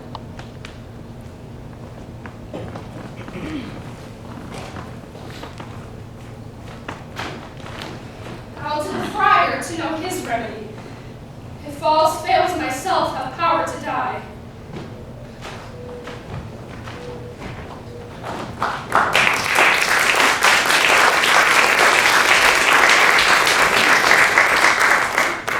On Thursday, sir. The time is very short. My father, Capulet, wills it so, and I'm nothing slow to slack his haste. You say you don't know the lady's mind? Uneven is the course. I like it not. Immoderately she weeps for Tybalt's death. Therefore have I little talk of love, for Venus smiles not in a house of tears. Now, sir, her father counts it dangerous that she should give her sorrow so much sway. In his wisdom he hastes our marriage to stop the inundation of her tears, which, too much minded by herself alone, may be put from her by society. Now do you know the reason of this haste? I would I knew not know why it should be slowed. Oh, here comes the lady towards myself. Happily met, my lady and my wife. That may be, sir, when I may be a wife. That may be. Must be love on Thursday next. What must be shall be. That is a certain text. Come you to make confession to this, father? To answer that, I should confess to you. Did not deny to him that you love me. I will confess to you that I love him. So will ye, I am sure that you love me. Being so, it is of more price being spoke behind your back than to your face. Poor soul, thy face is much abused with tears.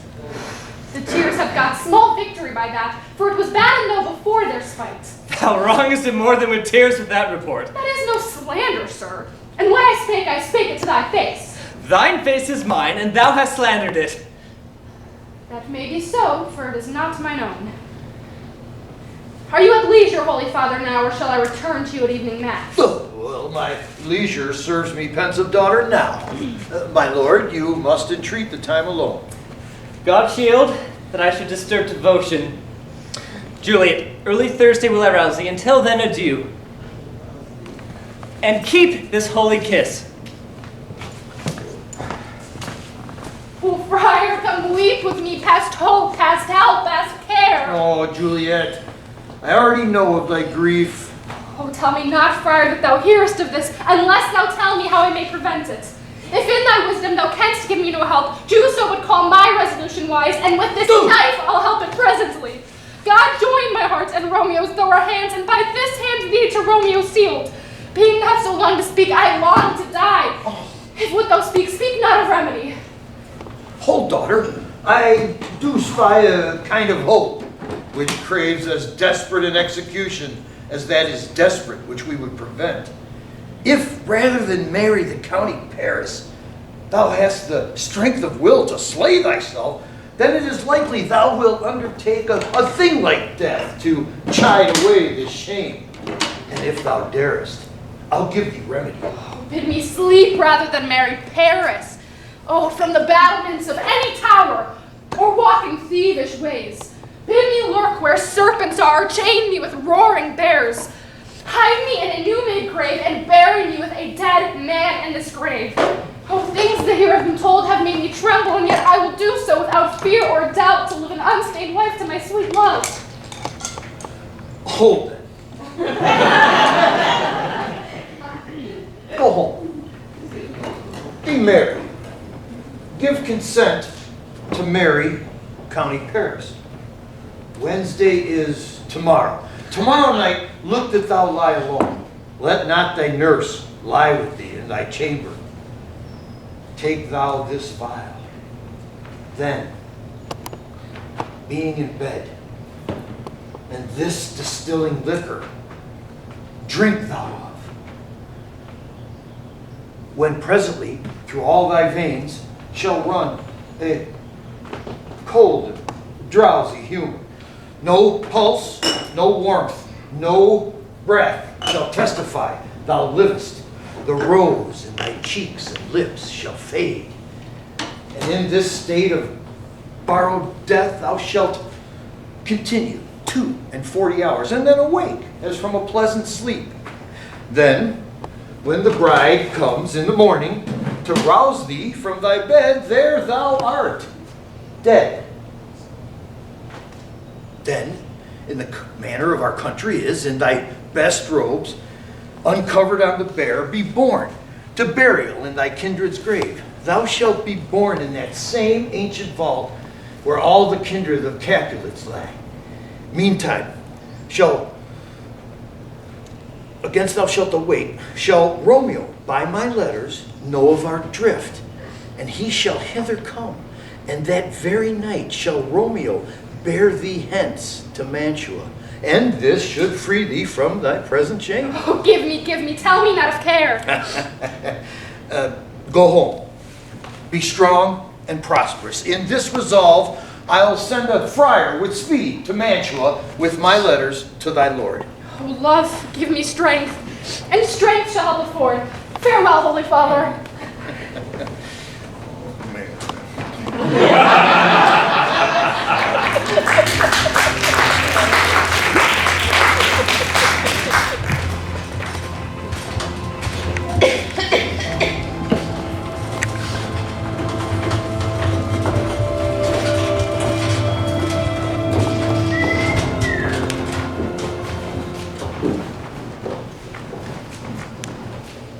So many guests as here are writ. Invite. Sirrah, go hire me 20 cunning cooks. You shall have none ill, sir, for I'll try if they can lick their own fingers. Why canst I try them so? Marry, sir, 'tis an ill cook that can't lick his own fingers. Therefore, he that does not lick his own fingers goes not with me. Go be gone, we shall be much unfurnished this time. What is it my daughter's gone to Friar Lawrence? I forsooth. Well, by chance he may do some good on her. Peevish self-willed harlotry it is. See where she comes from trim with merry look. How now, my headstrong, where have you been gadding? Where I have learned to repent the sin of disobedient opposition to you and your behest and enjoy. Thy holy lords to fall prostrate here and beg your pardon. Pardon, I beseech you. Henceforward, I am ever ruled by you. Send for the county, tell him of this. I'll have this knot knit up by tomorrow morning. I met the youthful lord at Lawrence Salon, gave him of what becometh love I might, not stepping over the bounds of modesty. I am proud of you. This is good. This is as it should be. Stand up.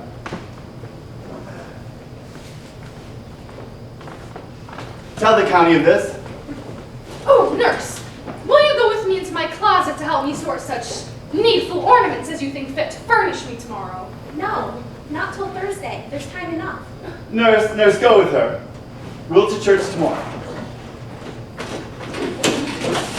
We shall be short in our provisions. 'Tis now near night.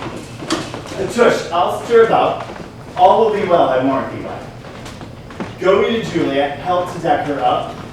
I'll not bed tonight. Let me alone.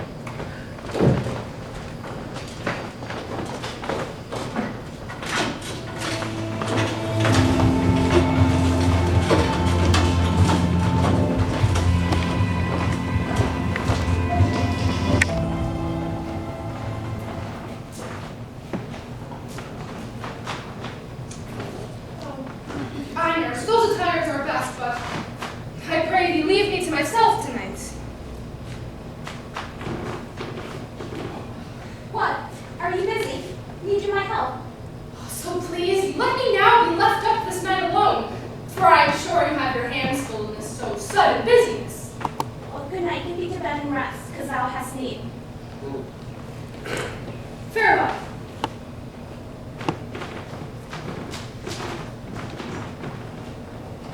God knows when we shall meet again.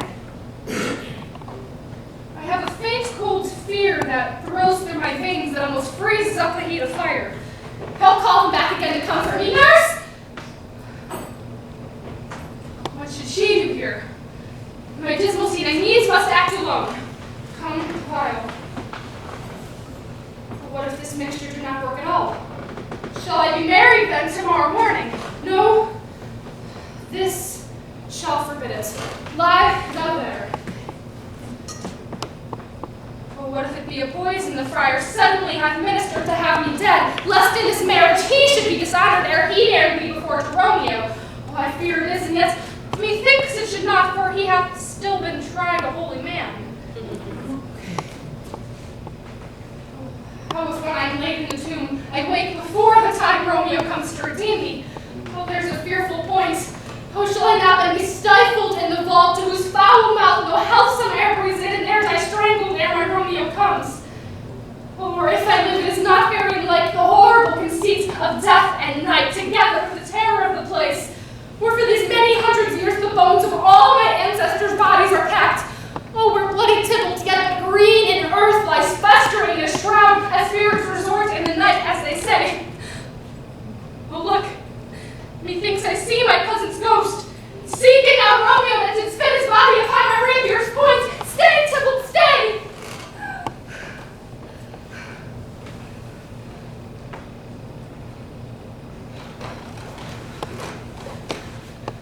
Romeo. Romeo, Romeo. Come, vial. Here's drink. I drink to thee.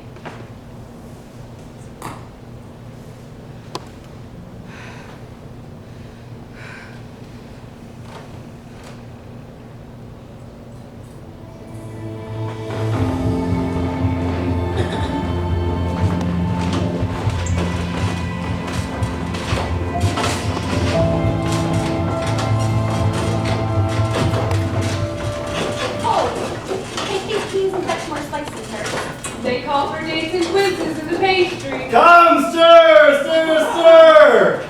The second cock has crowed. The curfew bell hath rung. 'Tis 3 o'clock. Look to the baked meats, my good Angelica. Spare not for cost. Go, you cock queen, go. Get you to bed. You'll be sick tomorrow for this night's watching. What wit? I have ne'er been sick all night for watching Anne. For less cost. Aye, you have been a mouse hunt in your time, but I will watch you from such watching now. A jealous hood, a jealous hood. Fellow, what there? Things for the cook, sir. But I know not what. Sirrah, go fetch jar logs. Call Samson, you shall know where they are. I have a head, sir, to find out logs, and never trouble Samson for the matter. The county said he would be here music straight, or so he said he would. I hear him near.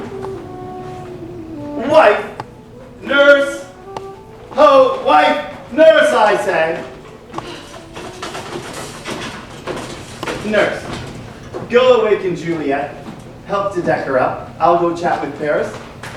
The bridegroom has come. Make haste. Make haste. Make haste, I say! Make haste! Mistress! What mistress? Juliet! Fast I warrant her she. Why, lamb! Why, lady! Fie, you slug bed. Why, love, I say. Madam! Sweetheart! Why, bride! What? Not a word? You take your penny's worth now. Sleep for a week, for the next night, I warrant. The Count of Paris has set up his rest. That you shall rest but little. God forgive me. Mary and amen. How sound is she asleep? I must needs wake her. Madam! Madam! Madam! I let the county take you in his bed. He'll find you up, faith. Will it not be? What? Dressed? And in your clothes? And down again. I must needs wake you. Lady! Lady! Lady! Alas! Alas! Help! Help! My lady is dead!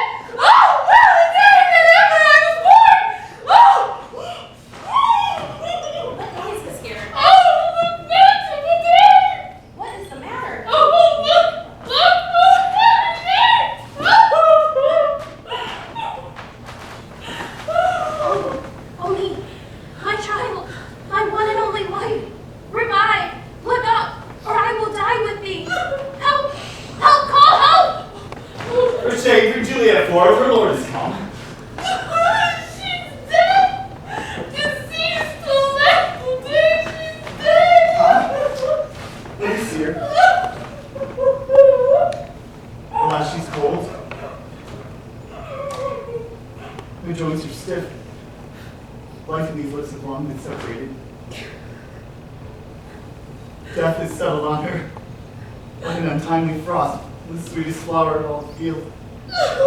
Lamentable day! Oh, awful time! Death that has ta'en her, ties up my tongue, makes me wail and will not let me speak. Come, is the bride ready to go to church? Ready to go, but never to return. O son, the day before their wedding, but death has lain with thy wife. There she lies. Have I thought long on this morning's face? And nothing can be such a sight as this? Accursed, unhappy, wretched, hateful day! Most miserable hour that e'er time saw!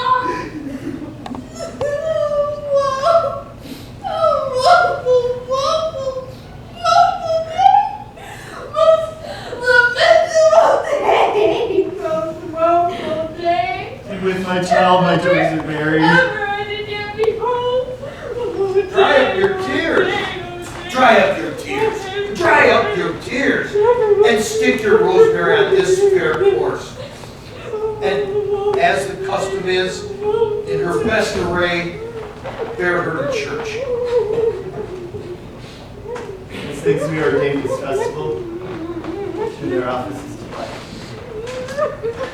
Sir, go you in. Go you in, sir. And madam, go with him.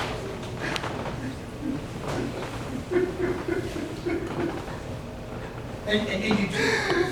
You too, Paris. Come. Everyone prepare to follow this fair course unto her grave.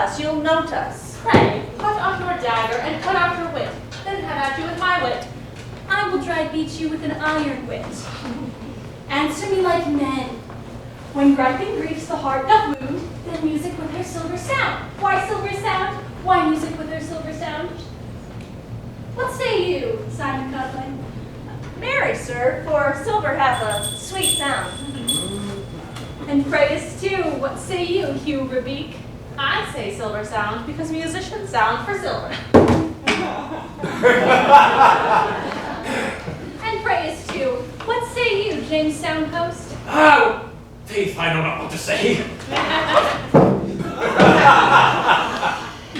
I cry you mercy, you are the singer. I will say it for you.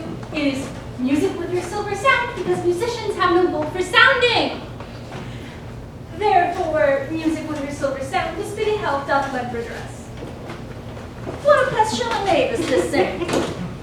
Hang him, Jack. Come, we'll in here. Tarry for the mourners and stay dinner.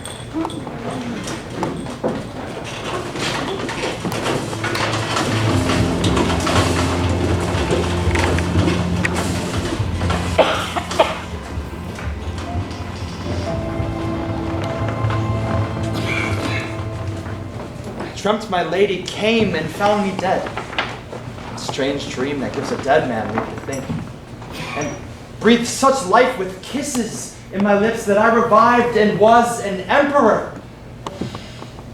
Ah me, how sweet is love itself possessed, when but love's shadows are so rich in joy.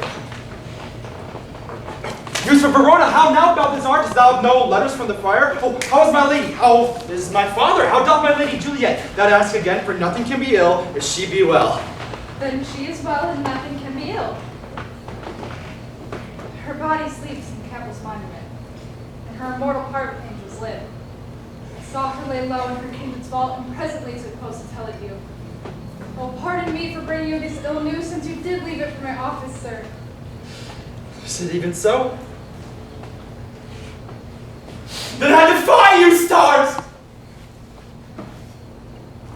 Thou knowest of my lodging. Give me ink and paper and hire post horses. I will hence tonight. To beseech you, sir, have patience. Your looks are pale and wild, and do importance of this adventure. Go and do the thing I bid thee do. Hast thou have no letters from the friar? No, my good lord. No matter. Get thee gone and hire those horses. I will be with thee straight. Oh, Juliet, I will lie with thee tonight. See for some means. Do remember an apothecary, which late I noted in tattered weeds with overwhelming growls, and if a man did need poison, now wholesale death is perfect and natural. Here lies a caitiff wretch did fell it, and this same needy man that did but forerun my need, and this same needy thought did fell it. Yes, I do remember this should be the shop. Being holy days, the beggar's shop is shut. What ho, apothecary! Who calls so loud? Oh, come hither, man. I see that thou art poor. Oh, let me have a dram of poison. Here's 4 ducats. A dram of poison, so soon speaking here, as will disperse itself through all my veins, and the life we taker may fall dead. Such mortal drugs I have, but natural law is deaf to any he that utters them. Thou so bare and full of wretchedness, and fearest to die? Famine is in thy cheeks, need and oppression starveth in thy eyes, contempt and beggary hang upon thy back. The world is not thy friend, nor the world's law. The world affords no law to make thee rich, then be not poor, but break it and take this. My poverty, but not my will, consents. I pray thy poverty and not thy will. Put this in any liquid thing you will, and drink it off. And if you had the strength of 20 men, it would dispatch you straight. Here's thy gold. Sell thee poison, and thou sellest me none. Farewell, buy food, and get thyself in flesh. Come, cordial, and not poison. Come with me to Juliet's grave, for there I must use thee.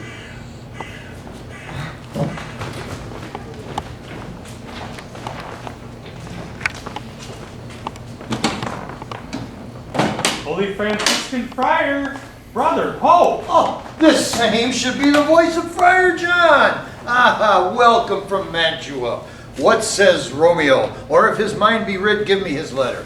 Oh, going to find a barefoot brother out, one of our order to associate me here in the city, visiting the sick, and then finding him, the searchers of the town, suspecting that we both were in the house where the infectious pestilence had reigned, sealed up the doors and wouldn't let us go forth.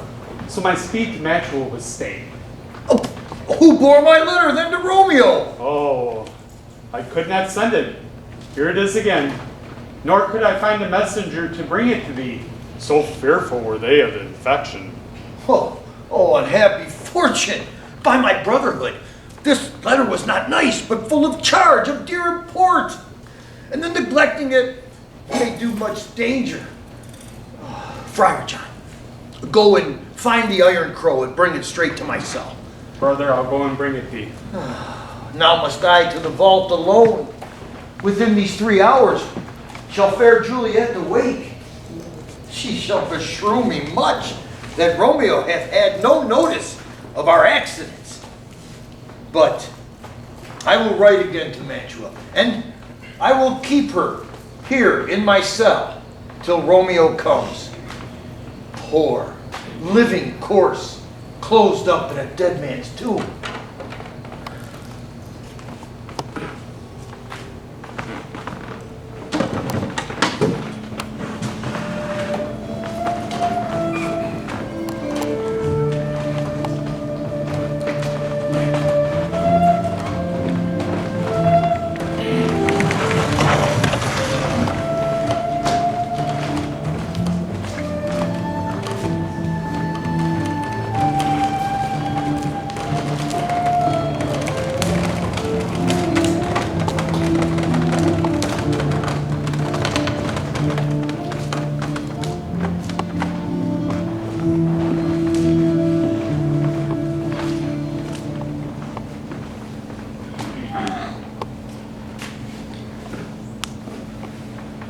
Give me the torch, boy.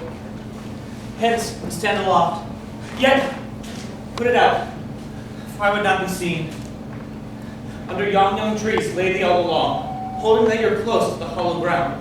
If thou hear a noise, whistle and signal that something doth approach. Give me the flowers. Do as I bid thee go. I'm almost afraid to stand alone in the churchyard, yet I'll venture. Sweet flower, with flowers thy bridal bed I strew. Oh woe, thy canopies, dust and stones. The offsqueeze for thee that I shall keep, nightly shall be to strew thy grave and weep. The boy gives warning, something doth approach, one with a torch, not for midnight a while. Give me the light. Upon thy life I charge thee, whenever thou hearest or seest, stand aloof and do not interrupt me in my course. I will be gone, sir, not trouble you. So thou shalt show me friendship. Take thee that live and be prosperous, and farewell, good fellow. For all the same, I'll hide me hereabout. His looks I fear, and his intents I doubt. This is that banished haughty Montague, who murdered my love's cousin, with which grief it is supposed the fair creature died, and here is come to do some vile shame to the dead bodies. I will apprehend him. Stop the unhallowed toil, Val Montague. Can vengeance be pursued further than death? Condemned villain, obey and go with me, for thou must die. I must indeed, and therefore came I hither. Good, gentle youth, tempt not a desperate man. Fly hence and leave me. I beseech the youth, put not another sin upon my head by urging me to fury. Be gone, by heavens! I love thee better than I love myself, or I come armed against myself. Stay not, be gone, and hereafter say a madman's mercy bids you run away. I do defy thy commiseration, and apprehend thee for a felon here. Thou provoke me? Then have at thee, boy! Oh Lord, they fight! I will call blood!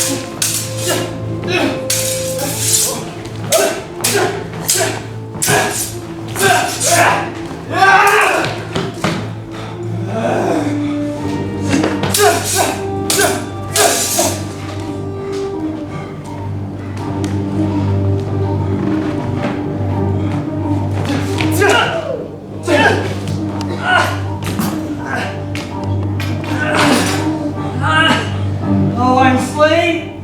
If thou be merciful, open the tomb. Lay me with Juliet, and in faith I will. Give me thy hand. Mercutio's kinsman, noble tally Paris, to think it were so! Oh, give me thy hand again! I'll bury thee in a triumphant grave! A grave! Oh no. Lantern. Slaughtered youth!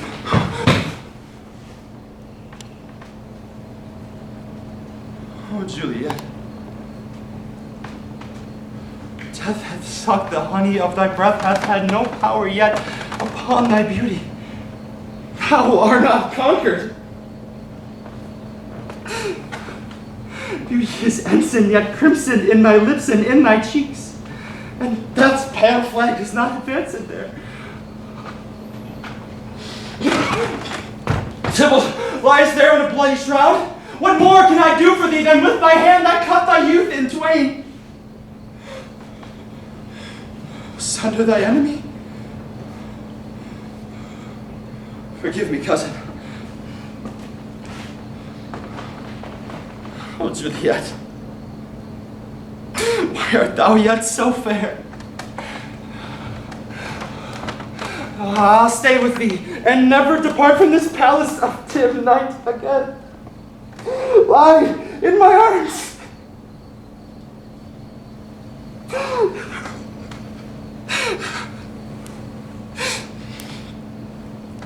I'll be brief. Here's to thy health.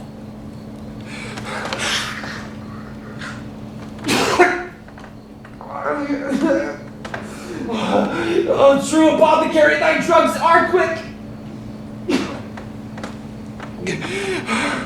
Arms, take your last embrace. Thus with a kiss. I die.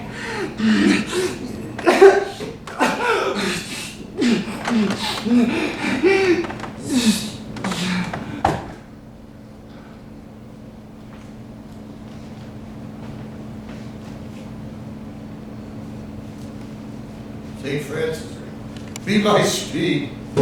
How oft tonight have these old feet stumbled at graves? Who's there? Here's one, a friend, and one that knows you well. Blessed be upon you. Tell me good, my friend. What torch yon so vainly lends its light? It burneth in Capel's monument. It does so, holy sir, and there's my master, one you love. Who is it? Romeo. Come with me to the vault. I dare not, sir. My master knows not that I am gone hence, and fearfully did menace me with death if I did stay to look on his intents. Stay then. I'll go alone. Oh, fear comes upon me. Oh, much I fear. Some ill unlucky thing. As I did sleep under this young tree here, I dart my master in another quad, and my master slew him. Romeo. Alack. Alack. What is this blood that stains the stony entrance of the sepulchre? What means these masterless and gory swords to lie discolored by this place of peace? Romeo, oh, pale, and who else?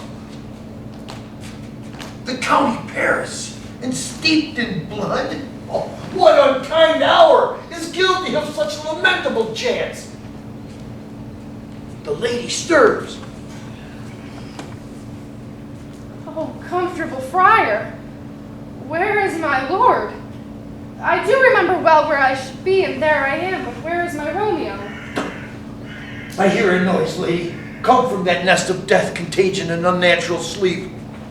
A power greater than we can contradict hath thwarted our intents. Thy husband in thy bosom there lies dead, and the noble Paris too. Come, come, I'll dispose of thee among a sisterhood of holy nuns. Come away. Do not stay to question, for the watch is coming. Come, go, good Juliet, I no longer stay. Go get thee hence, for I will not you away. What's here? The cup closed in my true love's hand, poison I see have been his timeless end. Oh, churl, drink all, and left no friendly drop to help me after. I will kiss thy lips. Happily some poison, yet I'll hang on them to help me die with a restorative. Thy lips are warm. Lead, boy, which way? Ye noise. Then I'll be brief. Oh, happy dagger, 'tis in thy sheath, and there rust, and let me die. Ah! Ah! Ah! Ah!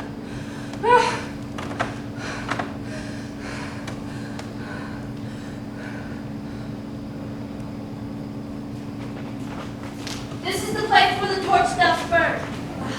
Ground is bloody. Search about the churchyard. Go, some of you, whoever you find detach. This is a pitiful sight. Here lies the county slain, and Juliet's bleeding and newly dead, who hath lain here these 2 days buried. Go, tell the prince, raise up the Capulets, run to the Montagues. Here's Romeo's man. We found him in the courtyard. Hold him in safety until the prince come hither. And here is a friar who trembles, sighs, and weeps. Great suspicion. Stay the friar too.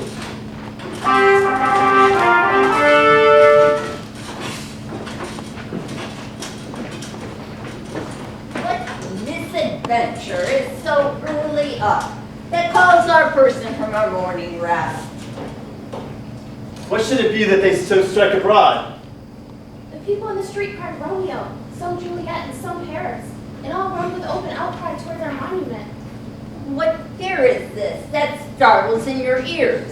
Sovereign, here lies the county Paris slain, and Romeo dead, and Juliet dead before, warm and newly killed. Search, seek, and know how this foul murder comes. Oh, heaven, a wife, look how our daughter bleeds. The dagger is misstained, for lo, his house is empty on the house of Montague, and is missheathed in her daughter's bosom. Only in spite of death. Come, Montague. For thou art early up to see thy son, and ere thou early down. Alas, my liege, My wife is dead tonight. Grief of my son's exile has stopped her breath. What further woe conspires against my age? Look, and thou shalt see. Well, thou rot! What manner is this? To press thee for thy father to the grave? Seal up the mouth of outrage for a while, till we can clear these ambiguities. Where are the parties of suspicion? I am the greatest, able to do least, yet most suspected, as the time and place doth make against me for this direful murder. And here I stand, to both impeach and purge, myself condemned and myself excused. And say it once, without us knowing this. I will be brief, for my short date of breath is not as long as is a tedious tale.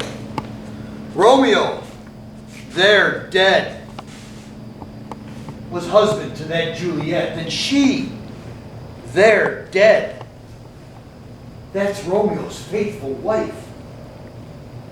I married them.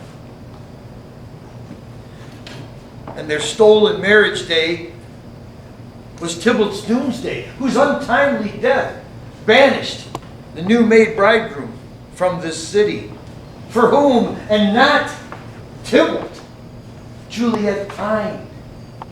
You, to remove the siege of grief from her, betrothed and would have married her perforce to County Paris. Then she come to me, and with wild look bid me devise some means to rid her of the second marriage. For in my cell there would she kill herself. Then gave I her, so tutored by my arts, a sleeping potion, which so took effect as I intended, for it wrought on her the form of death. Meanwhile I writ to Romeo that he should hither come as this dire night to help take her from her borrowed grave, being the time the potion's forms should cease. But he who bore my letter, Friar John, was stayed by accident, and yesternight returned my letter back. Then all alone, at the prefixed hour of her awake, came I to take her from her kindred's vault, meaning to keep her close, till conveniently I could send for Romeo. But when I came, some minute ere the time of her awake, there untimely lay the noble Paris and true Romeo dead. She wakes, and I entreat her come forth and bid this work of heaven with patience. But a noise did scare me, and she, too desperate, would not go with me, but, as it seems, did violence on herself. All this I know, and to the marriage, the nurse is privy. And if aught in this miscarried by my fault, then let my old life be sacrificed some hour before the time unto the rigor of severest law. We still have known thee for a holy man. Where's Romeo's man? What can he say to this?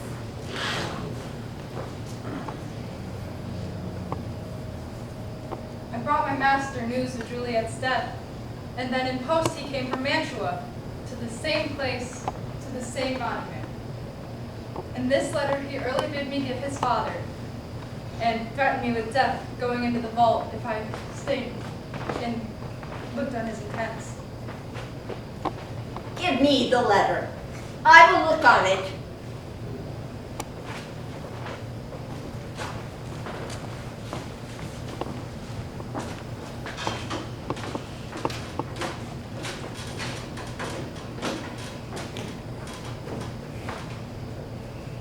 You are the county page that raised the watch. What made your master in this place? He came with flowers to strew at his lady's grave and bid me stand aloof, and so I did. the one that comes with the light to open the tomb, and by and by my master drew on him. And so I ran away to call the watch. This letter doth make good the friar's words. Their course of love, the tidings of her death. And here he writes that he did buy a poison of a poor apothecary, and therewithal came to this place to die, and lie with Juliet. Where be these enemies, Capulet, Montague? See what a scourge is laid upon your hate, that heaven finds means to kill your joys with love. And I, for winking at your discord too, have lost our brace of kinsmen. All are punished. Oh, brother Montague, give me thy hand. This is my daughter's jointure, for no more can I demand. But I can give thee more, for I'll raise her a statue in pure gold, that whilst Verona by that name is known, there shall be no figure at that rate beside, as the true and faithful Juliet. As rich as Romeo by his lady lie, or sacrifices of our enmity. A glooming peace this morning with it brings. The sun for sorrow will not show his head. Go forth to speak of more of these sad things. Some will be pardoned, and some punished. For never was a story of more woe than this of Juliet and her Romeo.